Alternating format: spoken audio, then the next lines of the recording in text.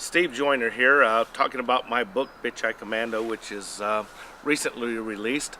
If you look behind me, you'll notice that I'm on vacation, but I've been enjoying myself, but unfortunately the vacation is about to come to an end, and a lot of people have been asking about the book. I've been getting a lot of questions on email and Facebook, and also personal interviews.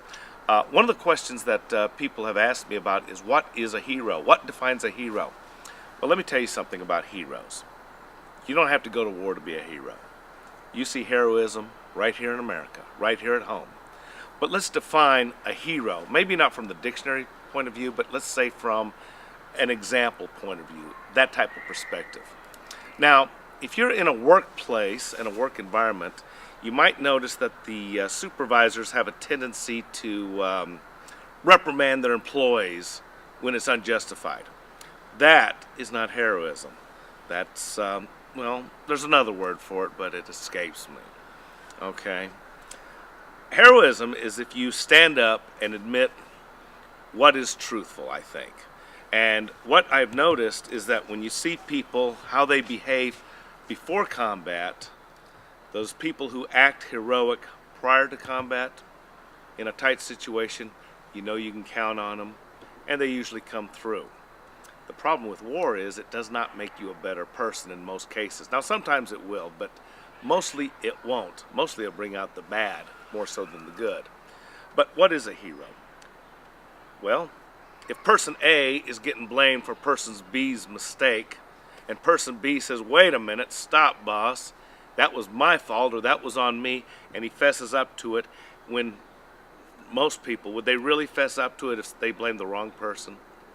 Maybe not. Well, that's a small act of courage, small act of heroism. What about a guy that leaves work early so he can see his wife or child in the hospital? Or make sure he gets to school on time to pick up his child? Or he acts responsible? That's what heroes do. They do little things that a lot of people don't overlook and don't care about. Heroes tend to care. They seek the truth. They tend to be honest. And if you don't see it in a person prior to war, you won't see it during the war. But what do you see? Well, I'm going to tell you, a random sample, you might find that in a lot of cases, they might be a little short of heroism. But anyway, I just want to say that I respect heroism. I've seen it, and I see it occasionally. I'd like to see a little more of it. But I don't want anybody thinking that they have to go to combat to be a hero, because it's not so. And you don't have to think of what can I do to prove myself. Just try and make it a habit to be responsible and honest. And if you make a mistake, well, there's other days too, and you'll have other chances. And it's usually in the little things that makes a person a hero. A lot of times, it's what you don't do. For example, as a supervisor, refraining from reprimanding a person who's not at fault. That is itself is a form of heroism that's rarely seen. It's a sad commentary to think that to refrain from reprimanding an innocent person qualifies as heroism. But in a way it does. Anyway, a lot of people have been asking about the book Bitcheye Commando, and I think a lot of people have already seen it. But is there anything in this book that pertains to someone who's not in the military? Well, it could. For example, how about money management? Does anybody like money? Well, you know what I found out? A lot of people do like money. And managing your money is important. And management is hard, as you'll find out. But here, I have put some true-to-life money management techniques that have been passed on to me from my grandfather, who is no longer with us, and they've served me very well. The fact is, I've also put in other bits of information in the book which are designed and geared towards the person who is interested in the topic. Doesn't necessarily have to be a person who's been in the military, but someone who poses an interest in the military. And with that in mind, you can learn a few other things that I have found to be very useful, things that have helped me financially, like the money management techniques. And there's a lot of other things I haven't addressed, but I tried to put in a few things that would help people.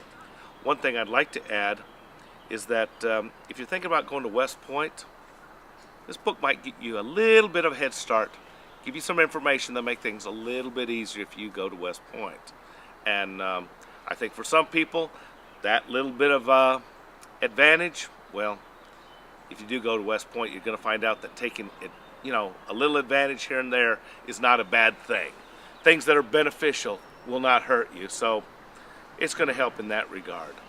A lot of people who are curious about the military, curious about the Army, and how people behave, let's say when they behave like heroes or otherwise, that's illustrated in the book.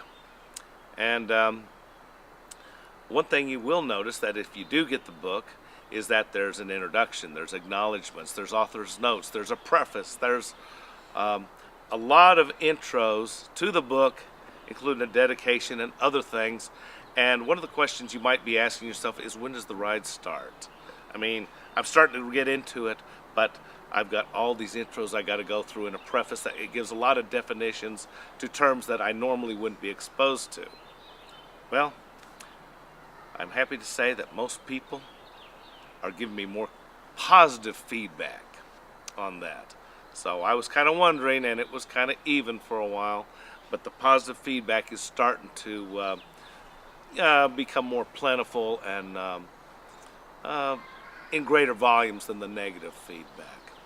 Anyway, it's been kind of fun, doing this book, and it is my first. And to all those people that are thinking about writing a book or doing something that they normally wouldn't do, give it a try, and try not to let anybody get you down when you're doing it, because you're going to find out that you're going to get a lot of criticism from people who haven't done it. Now, what makes a person an expert who's never done it before? Well, nothing. And now that I'm going to get some literary advice from people, I'm going to ask them, are you a published writer? If not, well, you don't have a lot of foundation to be criticizing someone who is. But the book was written for me and others who share my feelings of doing something that most people don't do. And I think there's a lot of people out there that know exactly what I'm talking about. Anyway, whether you get the book or not, I think it's good that you should endure no matter what. And don't be afraid to do things that you've never done before. It's been a great aspect for me, and I think you would share that too. So, it's great talking to you. I hope to hear from you, and good luck. Thank you.